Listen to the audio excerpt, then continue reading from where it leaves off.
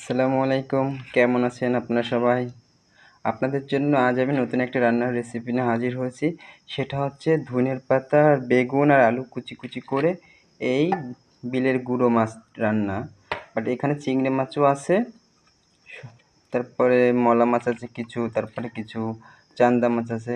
যাই হোক গাইস, আমি যেভাবে রান্নাটা করছি বাট আপনারা আমার এদিকে ফলো করুন, দেখেন আমি কীভাবে রান্নাটা করি।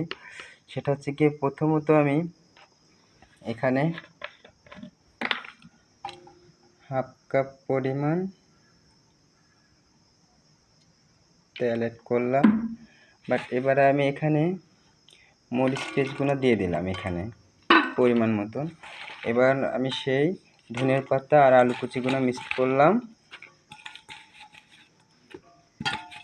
ওকে, এখন আমি এখানে দেখেন সেই গুঁড়ো মাছগুলো দিয়ে দিচ্ছি।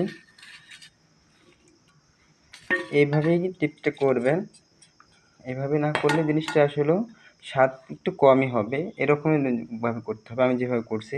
এখানে আমি 1 চামচ হলুদ দিয়ে দিলাম, এখানে আমি পরিমাণ মতন লবণ অ্যাড করলাম।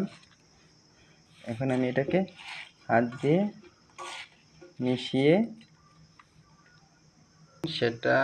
মিশিয়ে ফেলছি। এখন এখানে আমি পরিমাণ মতো পানি দিয়ে দিলাম। এখন এটা এভাবে রেখে দেব। গাইস, আমার চচ্চড়িটা হয়ে গেছে, বেগুনের চচ্চড়ি। আপনারা চাইলে ঘরে বসে এরকমের রান্না করে খেতে পারেন, বাসায় বসে অল্প সময়তে বেগুনের চচ্চড়ি।